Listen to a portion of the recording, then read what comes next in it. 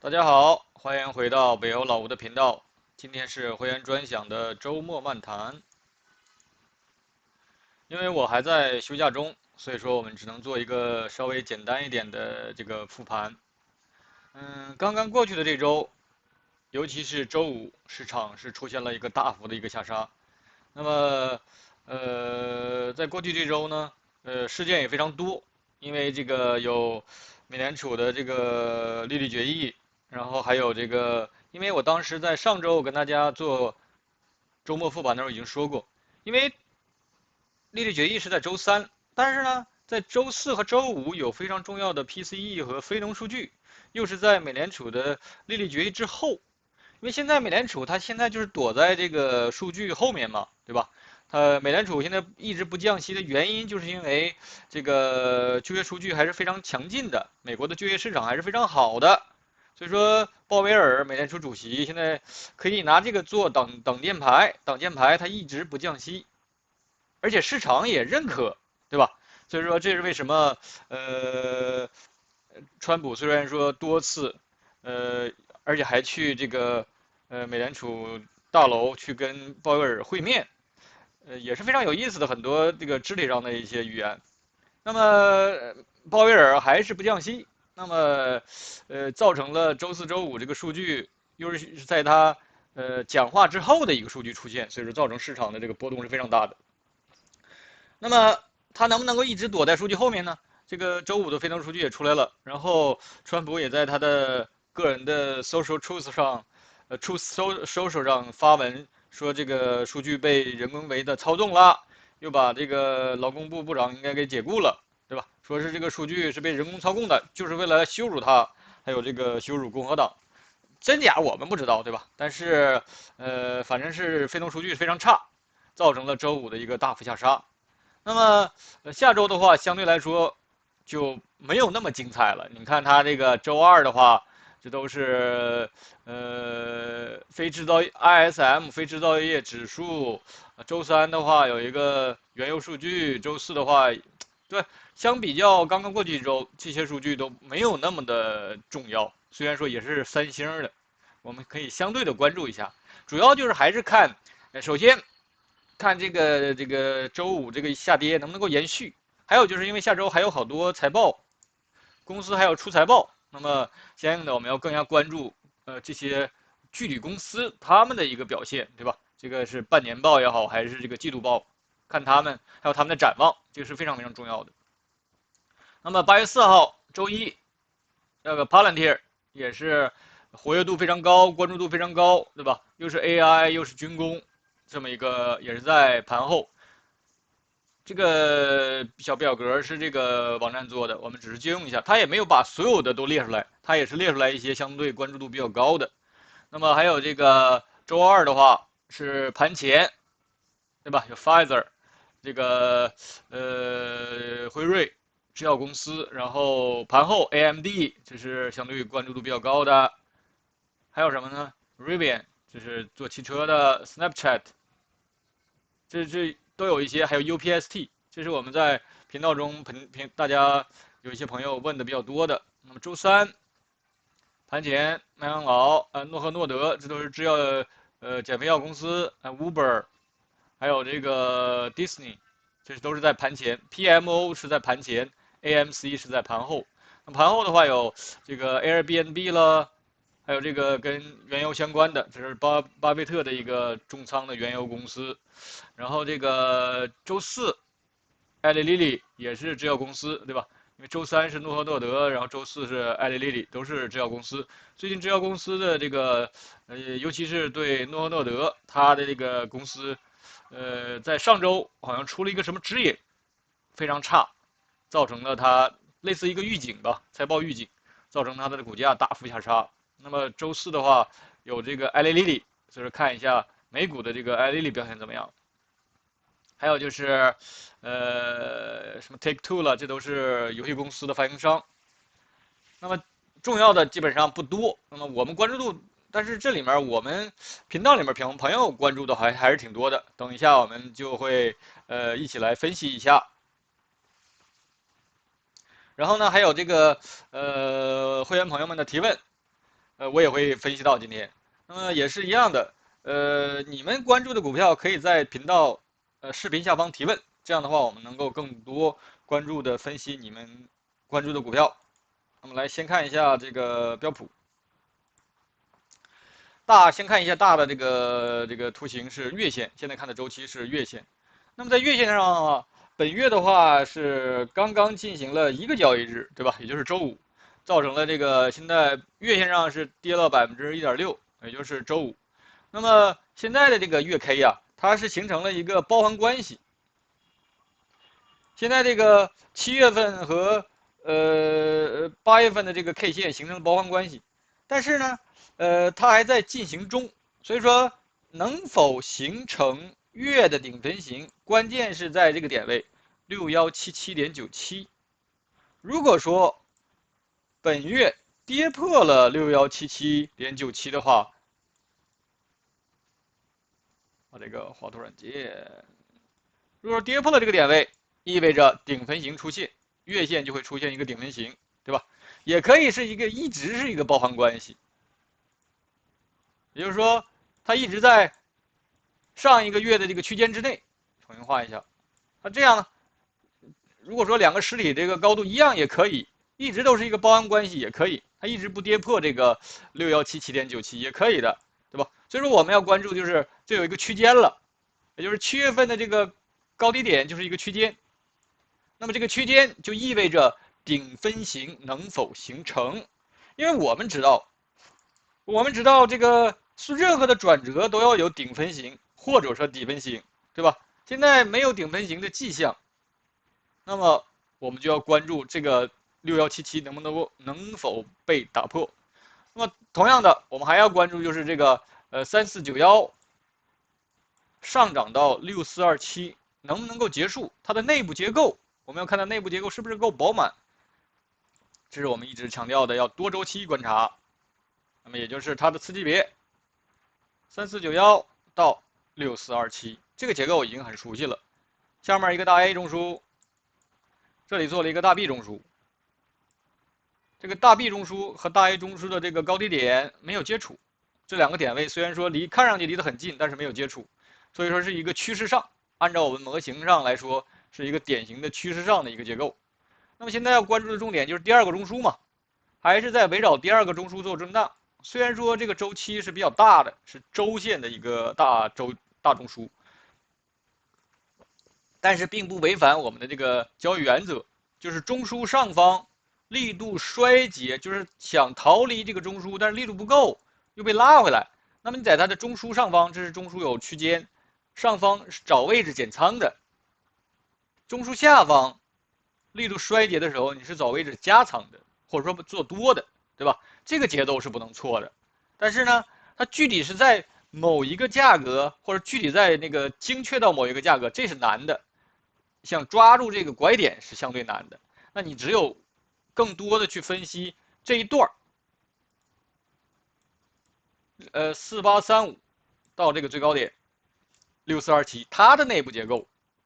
因为你单看一个周期的话，信息并不多，给到你的信息并不多。但是我们现在观察它这个中枢，这一笔离这个中枢的这个空间太小了，你看它们这个空间特别小，再加上周五因为现在是收了一根周 K 线，是跌了2.36%，对吧？那么很容易被拉回来。如果说4835上去这段的结构比较，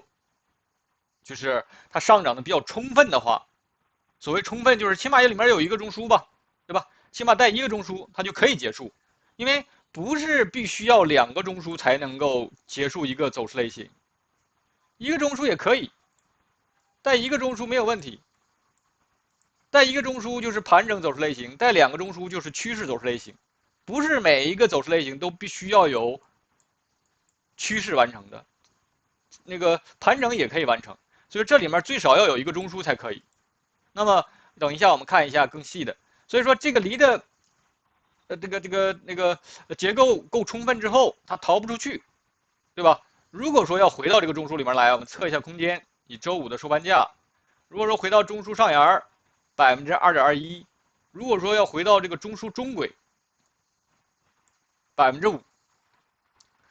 所以说它可能有2%到5%的一个回撤的话，对指数来说5%一个回撤，可能个股的话就10%、20%了，对吧？这个回档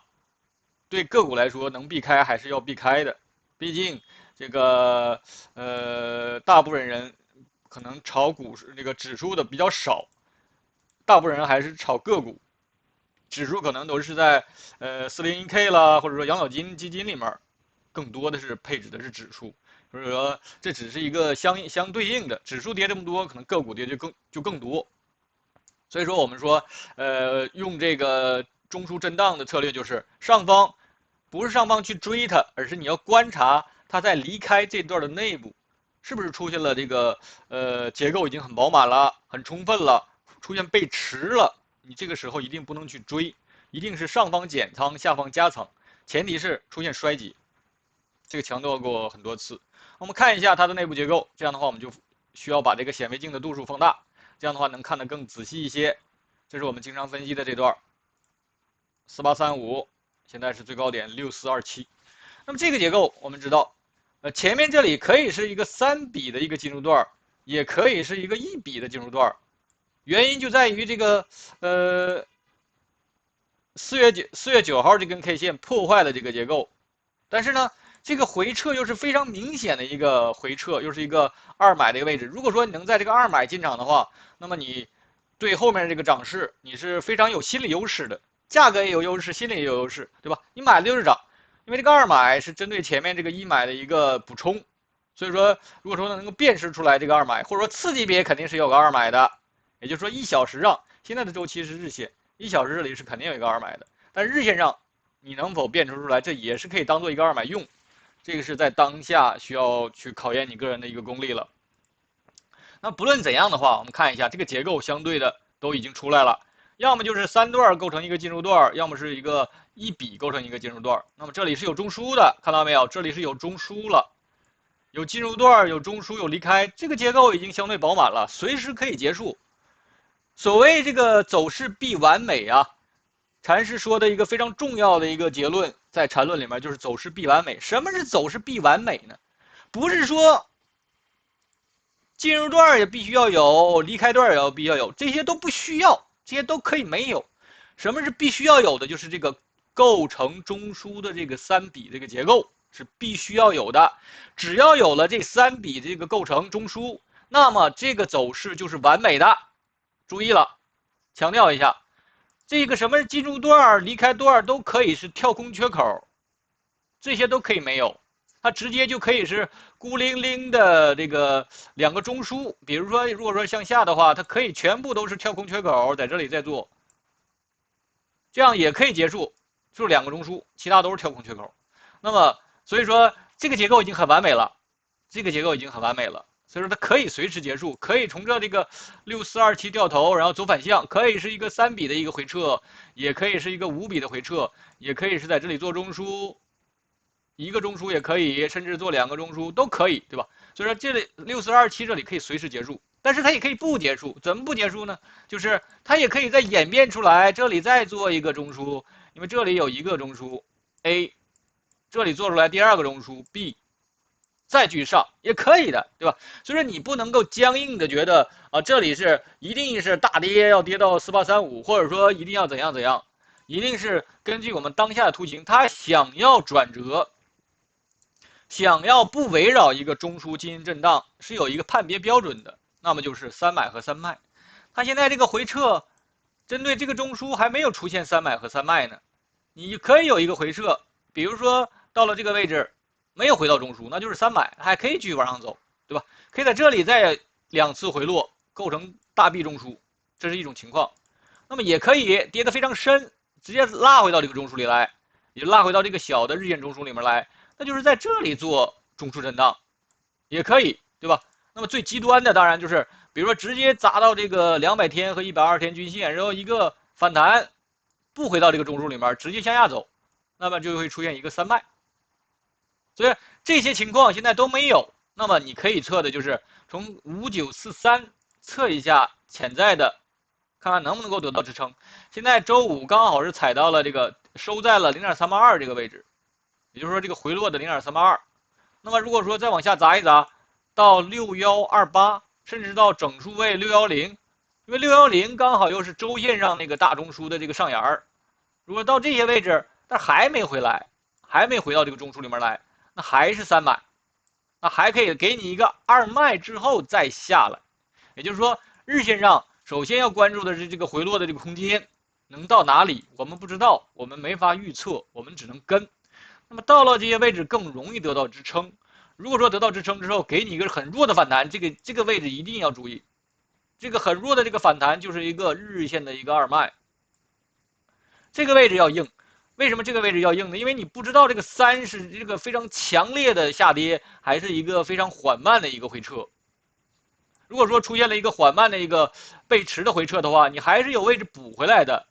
但是如果说一旦出现一个非常强烈的一个3卖的3浪的一个下跌，类似于浪影里面3浪下跌的话，那么你是没有机会那个出逃的，因为它会一定是非常迅速的，因为那个熊市的节奏就是快跌慢涨，它会非常快速的下杀。你一旦没有出逃，一旦没有利用这个2卖出逃的话，你后面这个空间如果说再想出逃的话，那会有大幅的一个损失，非常不值当。即使是后面调了一个5浪结束了，你在这个位置买回来的时候，这个空间已经很大了，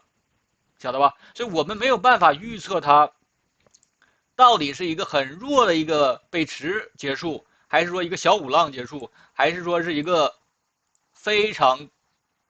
强烈的一个5浪回撤，甚至是一个3也可以。当3的话，起码要给个等比例吧，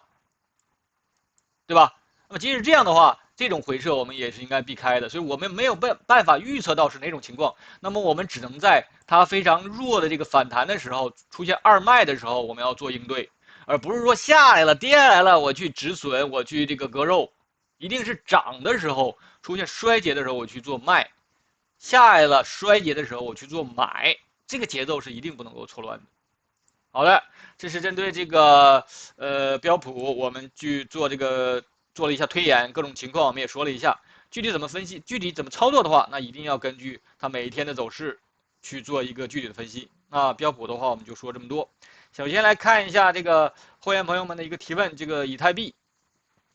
因为这是他关心的一个，我们简单的看一下，因为最近呢，应该是周4还是周5，美国白宫发布了一个跟虚拟币相关的一个什么白皮书吧，但是呢，为什么你看那个比特币也是，它也是出现了一个快速下杀，比较对，可能是这个白皮书对市场相对来说比较失望吧，它里面并没有提到更多跟比特币也好，可能跟以太币相关的这个具体的一些这个建议或者一些提案。造成了这个虚拟币或者比特币它们一个大幅的回撤。那我们看这个以太币这个现在整体的一个图形，它在这个月线上这个结构是相对比较清晰的，对吧？在月线上下面有一个大中枢，然后这里有第2个中枢，但这2个中枢的高低点是有接触的，那么这就是出现了一个大的扩张型的一个盘整走势。那么我们要关注的还是就是针对第2个中枢，它在这里做震荡，那么这一段有没有结束？就是中枢震荡1383到这个最高点3941，就这段，因为现在它这段还不够一笔，因为我们需要5根 K 线，虽然说有5根 K 线了，但是这2根 K 线有包含关系，对吧？它可以是再次向上突破3941，那么就完美的形成了这个月线上的一笔反弹，那还是在这个做中枢震荡，或者是就是4109。它也可以是4109下跌没结束，因为只要这一笔没有生成，你就不能说前面这一笔结束，这就是缠论给到我们的。那么它也可以再次跌破1383，跌破它之后，其实就是4109的一个下跌延续。虽然说这个图形上看着这一笔或者这一段反弹的非常强烈，但是也不影响它的结构，对吧？你只要不能够我们就按照这个规定来，就这个定义来就好了。就缠论它是一个非常清晰的一套理论，它没有含含糊糊的东西。那么我们现在要关注一下这一段1383到这个3491这段，或者这5个月的一个图形上，它的内部是个什么结构，能不能够完成，还是说能够继续往上冲一冲？那么在这个月线的次级别周线上，它没有结构，只是一笔呀，现在只是一笔就杀到了这个位置。这里是有过一段这个在这里盘整，但是并没有出现这个回落一笔，不够一笔。我们看一下它的次级别，也就是日线上。那么这是我们高量的这段，在这个日线上的话，我们看一下，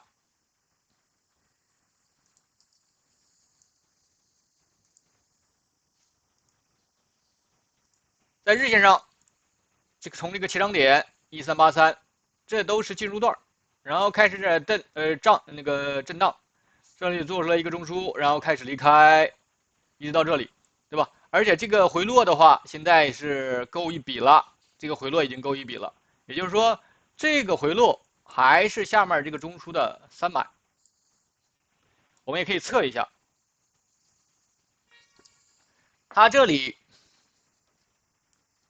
我看一下这个最低点，其实它的起涨点应该在这里，2372。这里是一个回落一点，也就是它这个中枢大量是这样，所以说起涨点在2372，这2372点刚好又是这个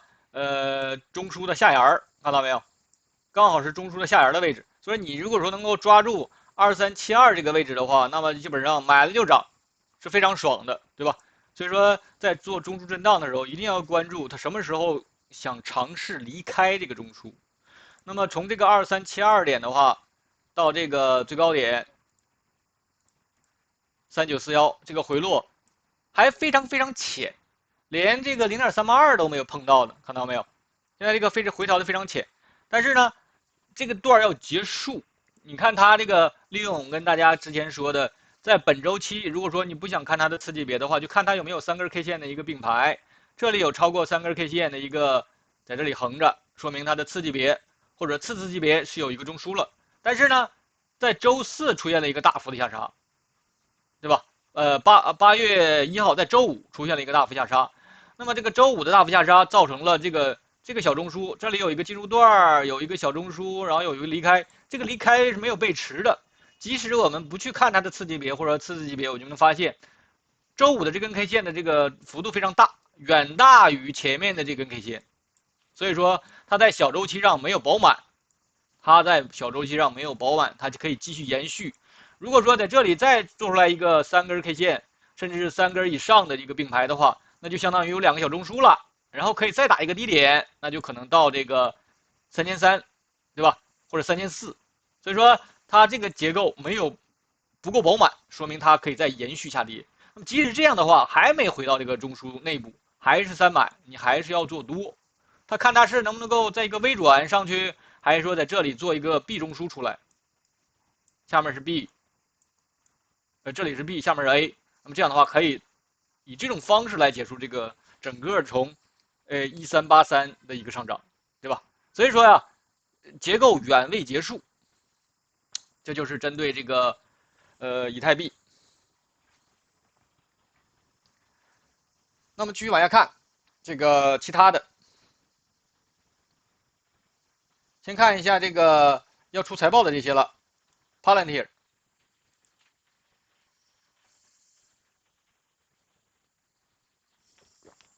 它的这些结构我们已经很熟悉了，这是周线上的一个结构。那么周线上一个最重要的点位就是这个20.33，对吧？我这个图形我把它这个调整一下，它是没回到中枢里面来的。这个20.33是一个300，20.33是一个周线上的一个大300，非常重要的一笔回撤。那么这里有这个一个小中枢，中枢上沿在20.44，所以说没回来，这个300非常关键。那么从这个起涨点16.14的话，是一个1、2、3、4、5，它在走周线的第5笔或者周线的第5浪，对吧？这就是为什么它一直往上延伸，慢慢往上爬，说明这段虽然说它是处于一个周线的第5段，那么你也可以比较一下3和5，比较一下第3段和第5段的一个空间有没有什么等比例了，这个黄金分割的一些位置。等比例在171.73，对吧？它现在周线上还没有出现顶纹型，看下周财报要出来能不能够出现顶纹型。如果说不能够到171.73直接掉头的话，那就是背驰了。那么回来的时候要关注的点位就是这个125.41，能不能够碰到125.41？碰不到的话，还只是一个第6笔或第6浪的一个回调，还可以有7，完了，如果说有回调的话，还可以有8，还可以有9，对吧？你不能够预测它到底是怎样，你只能去跟。那么这就是要回来的话，我们要关注的这个位置，我们可以测一下，简单的测一下，从这个周五收盘价到这个125的话，18%，空间还是比较大的。如果说到等比例的话，11%，对吧？向上向下空间都有。那么如果说能够有力度的突破171.73的话，那你就要多拿一拿了，因为这个第5段没有背驰，它可以继续向上延续，然后来个6和7在上面。所以说这个关注的这个几个点位我们已经说完了。我看一下它的内部结构，66.112到160，这个结构走的也是非常凌厉的，走的非常凌厉。在简单的在日线上的话，就是3笔1、2、3，有过一些回落，但是都不够比，这些有回落，但是都不够比。那么我也简单的测一下这3段，用扩展器，刚好是顶到了一个挺有意思的位置，0.618、161.54。那么这个在周4的最高价160.89，离这个0.618非常非常接近，然后出现了一个日线的一个顶纹型的一个下杀，对吧？如果说你知道它有一个161.54，然后这段的上涨的内部又是非常的饱满的状态下，你是不会去追它的。虽然说，你可能你也不会去做空它，因为它这个会一点点小步慢爬的状态，对吧？又针对这种基本面非常好的这种股票的话，你去做空它是非常难的。所以说，就看它能不能够依托这个向下延续出杀出来一笔，杀出来一笔也一样，这里是3笔，那就看这个第4笔的回撤能不能够碰到133，也是一样，同样的办法测一下14%，碰到133，这里就会形成中枢。其实这里也可以，你把它这个类中枢也给它圈出来也可以，因为虽然说，它不是由，比如说有进入段，然后有3笔构成的中枢，它是一个1、2、3，类似一个奔走中枢的一个情形，它也是一个中枢，但是我们管它叫类中枢，就是结构没有那么饱满。如果说回到这里面的话，也可以14%，对吧？那么这个结构，因为从118.94到这个160，它这个结构已经相对很饱满了，所以它更容易被拉回来。那么如果说拉回来的话，你也可以先一是回到这个中枢里面来，二呢你也可以用这个黄金分割测一下，对吧？如果说要到0.618、0.5、0.382，看它到哪些位置。如果说到0.618、134.96，但是没有碰到这个的话，也可以，那就是一个1、2、3、4，然后这样有一个5都行。这就是这个 Palantir 它的这个后期可能的出现的一些的位置。然后看一下，再看这个 AMD，8 月5号，下周二盘后，AMD 的最近的表现还是非常抢眼的。虽然说我在频道里面一直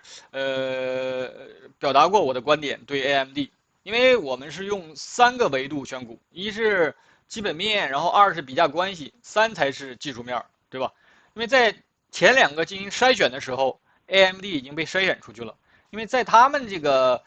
行业，在他们这个基本面的话，AMD 肯定是行业的老2，那么行业的龙头，英伟达，这是这个毋庸置疑的。那么至于它图形上出现了一波，